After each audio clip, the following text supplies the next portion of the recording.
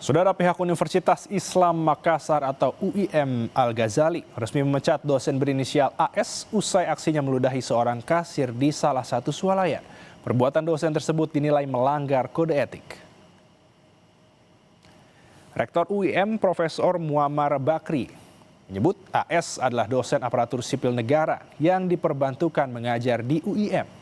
Sidang Komisi Disiplin dan Komisi Etik UIM memutuskan AS melanggar kode etik dan perbuatannya dianggap sebagai pelecehan. Ia diberhentikan sebagai dosen UIM.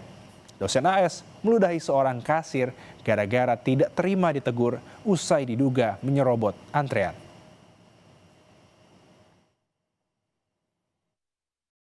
Rektor UIM memberhentikan yang bersangkutan sebagai dosen UIM dan dikembalikan ke L2 Dikti wilayah 9 sebagai dosen negeri.